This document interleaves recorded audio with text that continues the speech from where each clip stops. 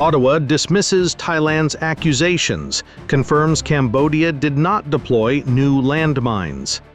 Phnom Penh, August 27, 2025.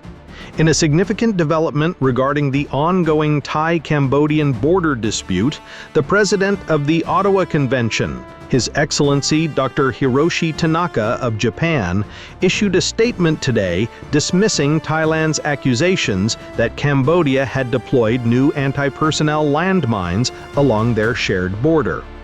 The statement, following a thorough investigation by the Convention's Committee on Cooperative Compliance, confirmed that there is no conclusive evidence to support Thailand's claims of recent landmine deployment by Cambodian forces. Background of the dispute. Tensions along the Thai-Cambodian border have escalated in recent months, particularly following a series of incidents between July and August 2025, where Thai soldiers were injured by landmines in disputed areas such as Chong Bok, Chong On Ma, and near the Tam On Tom and Preah Vihear temples. Thailand has repeatedly accused Cambodia of planting new PM2 anti-personnel mines, citing these incidents as violations of the Ottawa Convention, also known as the Mine Ban Treaty, which prohibits the use, stockpiling, production, and transfer of anti-personnel mines. Cambodia, a signatory to the treaty since 1999, has consistently denied these allegations, asserting that any mines in the region are remnants from past conflicts. The Ottawa Convention Committee, prompted by Thailand's formal complaint submitted to the United Nations and the Convention Secretariat in Geneva, Switzerland, conducted an independent review of the evidence presented by both nations. Thailand's submissions included photographs, video footage allegedly showing Cambodian soldiers handling PM2 mines, and a recovered mobile phone containing media purportedly linked to Cambodian troops. Cambodia countered with technical assessments from its Mine Action Center, CAMAC, and statements from senior officials, including Lee Thuch, first vice president of the Cambodian Mine Action and Victim Assistance Authority, CMAAA. The Ottawa Convention Committee, after reviewing the evidence, concluded that the mines in question were likely remnants from historical conflicts rather than newly deployed devices. The committee's report highlighted several key points. Condition of mines. The PM2 mines cited by Thailand showed signs of weathering and corrosion, consistent with devices buried decades ago, as opposed to freshly planted mines, which would typically exhibit minimal wear and clear paint markings. Cambodian officials noted that PM2 mines were introduced to the region during the 1980s and are part of the extensive mine contamination left from Cambodia's Civil War era.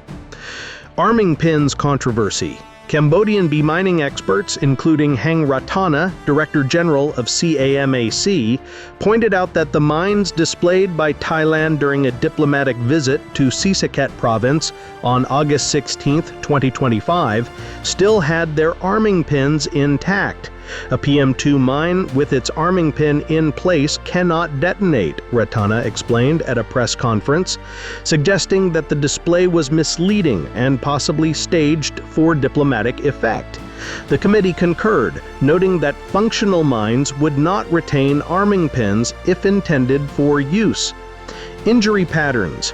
The committee examined medical reports of Thai soldiers injured in the incidents.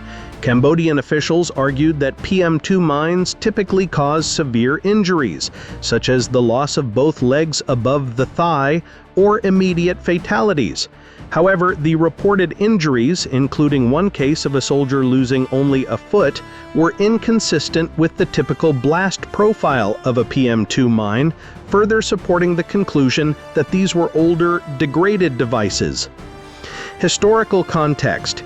Cambodia's border regions remain heavily contaminated with mines and unexploded ordnance, or UXO, from decades of conflict, including the Khmer Rouge era and subsequent wars. The committee acknowledged Cambodia's extensive demining efforts, which have cleared over 141 square kilometers of land since 2022 and reduced annual mine-related casualties from 4,320 in 1996 to 49 in 2024. The presence of old mines in uncleared border areas was deemed a more plausible explanation than new deployments. Cambodia's response. Cambodian officials welcomed the Ottawa Convention's findings, viewing them as a vindication of their commitment to the Mine Ban Treaty.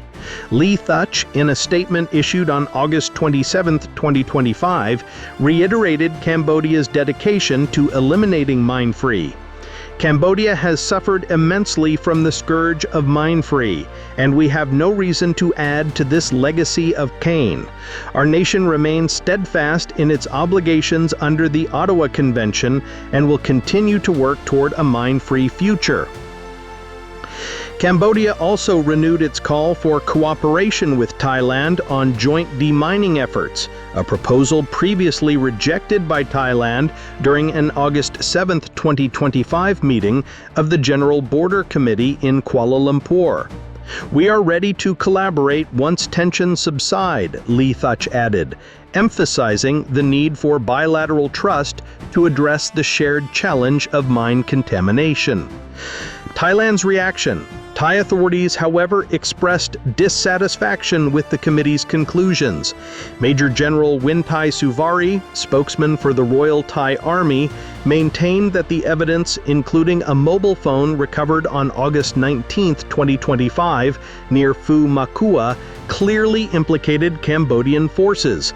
The phone contained undeniable proof of Cambodian soldiers handling PM2 mines, he stated, accusing Cambodia of manipulating the narrative to evade accountability.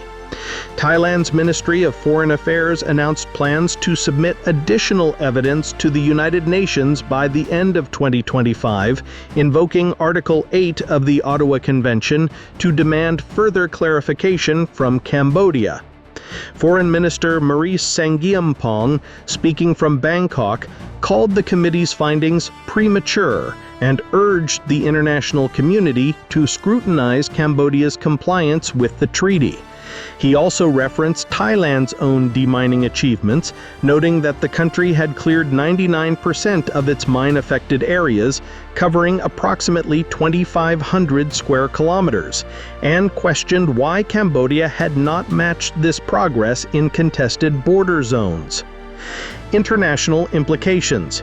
The Ottawa Convention's ruling will likely influence ongoing diplomatic efforts to de-escalate tensions between Thailand and Cambodia, which have been strained by the worst border clashes in over a decade. The Association of Southeast Asian Nations, or ASEAN, has deployed observers to monitor contested areas since early August, following a fragile ceasefire agreement. The committee's findings may bolster Cambodia's position in these talks, while Thailand's continued protests could complicate regional mediation efforts.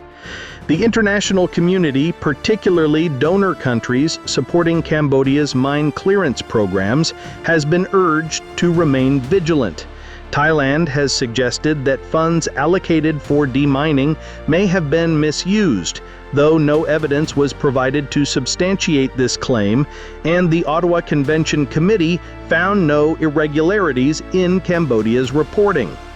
Looking ahead, as both nations navigate this contentious issue, the Ottawa Convention's findings underscore the challenges of addressing historical mine contamination in politically sensitive regions. Cambodia's extensive demining record and Thailand's assertions of sovereignty violations highlight the need for cooperative solutions. The committee has called for renewed dialogue and joint demining initiatives to prevent further incidents and ensure the safety of communities along the border. For now, the disputed areas remain hazardous, with an estimated 4 to 6 million explosive remnants of war still scattered across Cambodia. Both nations have reaffirmed their commitment to the Ottawa Convention, but rebuilding trust will be critical to resolving the underlying tensions and achieving a mine-free border.